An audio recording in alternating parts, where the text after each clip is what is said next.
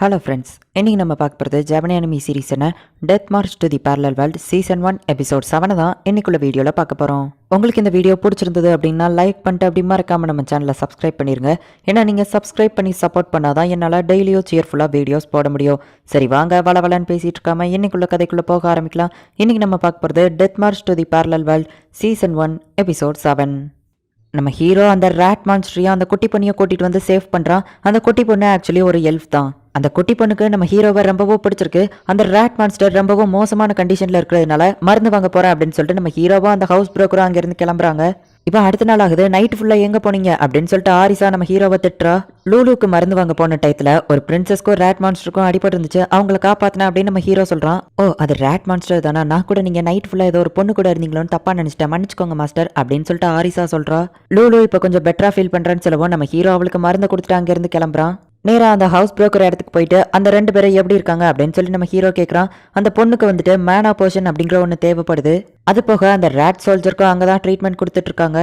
மியாக்கு மானா portion கிடைக்கிறது ரொம்பவே கஷ்டம், அதை வாங்குறதுக்கு தான் மேனேஜர் போயிருக்காரு அப்படின்னு சொல்லிட்டு அந்த ஹவுஸ் புரோக்கர் சொல்றாங்க.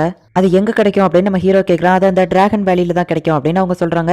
அப்ப நம்ம ஹீரோ மேப் வழியாவே பார்த்துட்டு அவ எந்திரிச்சிட்டான்னு நினைக்கிறான் அப்படின்னு நம்ம ஹீரோ சொல்றான். பார்த்தா மியா வந்துட்டு எந்திரிச்சிட்டா. சாட்டோன்னு ஒருத்தர் தான் நேத்து ஒன்னு காப்பாத்தினாரு அப்படின்னு சொல்லி அந்த லேடி சொல்லி இப்ப நம்ம ஹீரோவை உள்ள வர சொல்றாங்க. நம்ம ஹீரோ உள்ள வந்து நீ எப்படி இருக்குன்னு கேட்கவும் நீங்க ஒரு ஸ்பிரிட் யூசரா அப்படின்னு அவ கேட்கறா. இல்லையே, என் கண்ணுக்கு எந்த ஸ்பிரிட்டும் தெரியலையே அப்படின்னு சொல்லி நம்ம ஹீரோ சொல்றான். சரி சாட்டோ, நீ இவளை பார்த்துக்கோ, நான் போயிட்டு மருந்து எடுத்துட்டு வரேன் அப்படின்னு சொல்லி அந்த லேடி கிளம்பிருந்தாங்க. ஆமாம், ஸ்பிரிட் பார்க்குறதுக்கு எப்படி இருக்கும் அப்படின்னு நம்ம ஹீரோ கேட்கவும் அது புசு புசுன்னு இருக்கும், அழகா இருக்கும் அப்படின்னு அவள் சொல்கிறா. இவ அதிகமாக யார்கிட்டயும் பேச மாட்டா போல.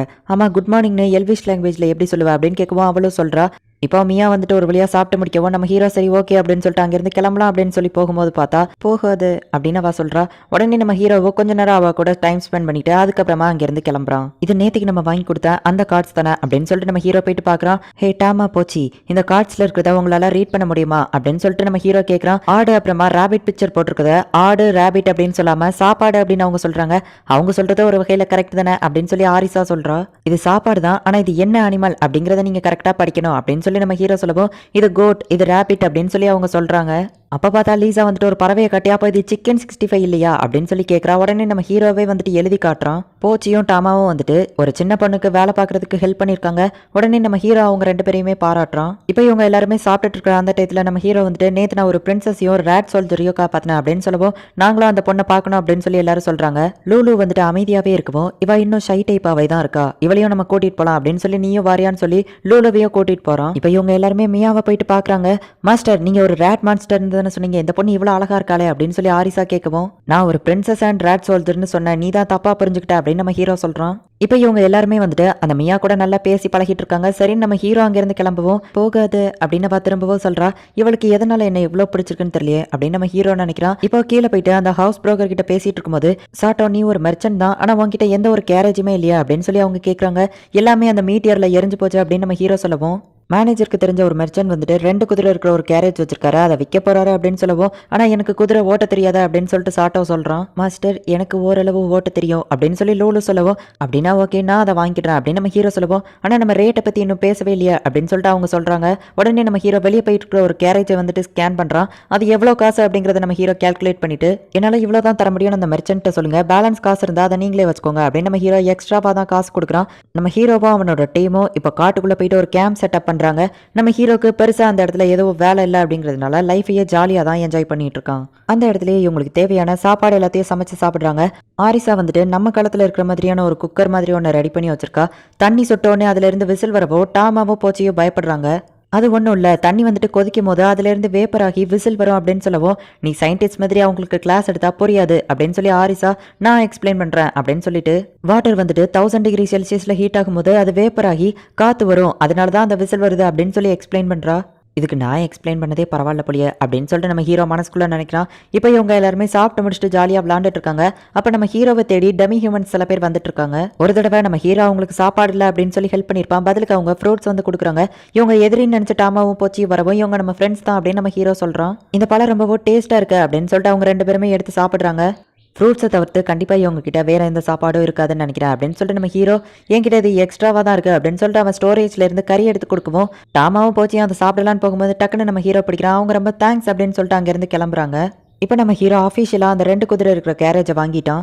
இதுலயே நம்ம மியாவை கொண்டு போய் அவ ஊர்ல விட்டுலாம் போலயே அப்படின்னு சொல்லி ஆரிசா சொல்லவும், அப்ப மியாக்குன்னு தனியா ஊர் இருக்கு அப்படின்னு கேட்கவும் அவங்களும் ஆமா அப்படின்னு சொல்றாங்க. சரி அப்படின்னா எல்ஃப் வில்லேஜ்ல நானே கொண்டு போய் மியாவை விட்டுறேன், அதுக்கு முன்னாடி அப்படின்னு நம்ம ஹீரோ சொல்றான். இப்போ லூலு கூட போயிட்டு அந்த குதிரையை எப்படி ஓட்டுறது அப்படின்னு சொல்லி கத்துக்கிட்டு இருக்கான். லூலு வந்துட்டு ரொம்பவும் ஷை டைப்பா இருக்கிறதுனால நம்ம ஹீரோ கிட்ட பேசவே மாட்டேங்கிறா. இதுக்கு என்ன பண்ணணும்னு எனக்கு தெரியும் அப்படின்னு நம்ம ஹீரோ சொல்றான். பார்த்தா ஆரிசா இருக்காளே, அவளும் நானும் சேர்ந்து சின்ன குழந்தையில அப்படின்னு சொல்லி அவ இப்ப வளவலன்னு பேசிக்கிட்டே இருக்கா. யாரா இருந்தாலும் சரி அவங்களுக்கு பிடிச்ச டாபிக்கை பத்தி பேசினா நல்லா பேச ஆரம்பிப்பாங்க. அதுக்கு நல்ல டாபிக் மட்டும் தெரிஞ்சா போதும் அப்படின்னு சொல்லிட்டு நம்ம ஹீரோ நினைக்கிறான். அப்ப பார்த்தா சிட்டிக்குள்ள ஒரு மாதிரி மின்னல் அடிக்குது. நம்ம சிட்டிக்கு போலாம் அப்படின்னு சொல்லவும் இப்ப நம்ம ஹீரோ வந்துட்டு அந்த கேரேஜை ஓட்ட ஆரம்பிக்கிறான். இப்போ அவன் அதை கண்டினியூஸா ஓடின உடனே அவனோட ஃபுல் ஸ்கில்லும் வந்துட்டு அப்கிரேட் ஆயிடுது. அப்ப பார்த்தா நம்ம ஹீரோக்கு திடீர்னு ஏதோ டிஃப்ரெண்டா ஃபீல் ஆகுது. பார்த்தா அவனை தாண்டி ஒரு கேரேஜ் போயிட்டு இருக்கு. மரத்துல ஒரு அவுள் நின்று பார்த்துக்கிட்டே இருக்கு. நம்ம ஹீரோ அதை பார்க்கவும் அதை பறந்து போயிருது. என்னாச்சுன்னு கேட்கவும் ஒன்றும் இல்லை அப்படின்னு சொல்லி நம்ம ஹீரோ சொல்றான். மாஸ்டர் நீங்க பத்திரமா திரும்ப வந்துட்டீங்களா அப்படின்னு சொல்லிட்டு எல்லாருமே ஹாப்பி ஆகுறாங்க. உண்மையிலே என்னோட ஊர்ல கொண்டு போய் என்ன விட்டுருவீங்களா அப்படின்னு சொல்லி அவ கேட்கறா. ஹீரோவும் ஆமா, அதுக்கு முன்னாடி உனக்கு ஏதாச்சும் சாப்பிட வேணுமா அப்படின்னு சொல்லி கேட்கறான். ஹனிபன் வேணும் அப்படின்னு சொல்லி மியா சொல்லவும், ஆக்சுவலி வந்துட்டு டாமாவும் போச்சியும் அது ரொம்பவும் டேஸ்டா இருக்குன்னு சொன்னதுனால தான் இவளுக்கு இந்த கியூரியாசிட்டி அப்படின்னு சொல்லி ஆரிசா சொல்றா. சரி ஓகே, அப்போ எல்லாருக்குமே ஹனி பன் வாங்கிட்டு வாங்க அப்படின்னு நம்ம ஹீரோ சொல்லுவோம். இப்போ லீசாவும் லோலோவும் போய் வாங்குறதுக்காக போகிறாங்க. திரும்பவும் நம்ம ஹீரோக்கு டிஃப்ரெண்ட்டாக ஃபீல் ஆகுது. அந்த அவள் நம்ம ஹீரோவை பார்க்குது. நம்ம ஹீரோ அதை பார்த்த உடனே அது அங்கேருந்து பறந்து போயிருது. அந்த ரேட் சோல்ஜர் எந்திரிச்சிட்டான் அப்படின்னு அந்த ஹவுஸ் பிரேக்கர் சொல்லவும் நம்ம ஹீரோவும் போயிட்டு பார்க்குறான். என்னோட பேர் மைஸ் அப்படின்னு சொல்லி அவன் இன்ட்ரோடியூஸ் ஆகிக்கிடுறான். இப்போதான் நம்ம ஹீரோக்கு வந்துட்டு முழு கதையோ தெரிய ஆரம்பிக்குது. ஆக்சுவலி மியா வந்துட்டு அந்த எல்ஃப் வில்லேஜ்ல பிரின்சஸா இருப்பா. அவளை சில மந்திரவாதிங்க கடத்தி கூட்டிட்டு வந்ததுல இருந்து தப்பிச்சிருப்பா. ரேட் சோல்ஜர்ஸ் தான் வந்து அவளை காப்பாத்திருப்பாங்க. அவ அந்த ஊர்ல இருக்கிறது தெரிஞ்சுதான் அந்த ஆண்ட் எல்லாம் வச்சு அட்டாக் பண்ணிருப்பாங்க. ஆனா எதுக்காக இதெல்லாம் பண்றாங்க அப்படின்னு சொல்லிட்டு அவங்க யாருக்குமே இன்னும் தெரியல. அப்ப பார்த்தா திடீர்னு கத்துற சவுண்ட் கேட்க என்னாச்சு அப்படின்னு சொல்லி நம்ம ஹீரோவும் அந்த மேனேஜரும் பதறி அடிச்சு ஓடி போய் பாக்குறாங்க. பார்த்தா மின்னல் அடிக்கிறதுக்கு தான் எல்லாரும் பயந்துட்டு இருக்காங்க. எல்லாருமே பயப்படுறாங்க. மியாவும் பயப்படுறா. எதுக்காக அந்த மின்னல் மனுஷன் எங்க மேல கோவமா இருக்கான் அப்படின்னு சொல்லி கேட்கறா. பார்த்தா ஆரிசாவும் பயந்துட்டு தான் இருக்கா. அப்பதான் பார்த்தா அந்த அவுளா இருக்கிறது திடீர்னு ஒரு ஈவில் மனுஷனா மாறுது. நம்ம ஹீரோ அப்படியே ஷாக் ஆகுறான். இந்த இடத்துல இந்த எபிசோட் முடியுது. அந்த அவுளா இருக்கிற அந்த ஈவில் மனுஷன் யாரு, என்ன நடக்க போகுது அப்படிங்கிறத நெக்ஸ்ட் எபிசோட் பார்த்து தெரிஞ்சுக்கோங்க.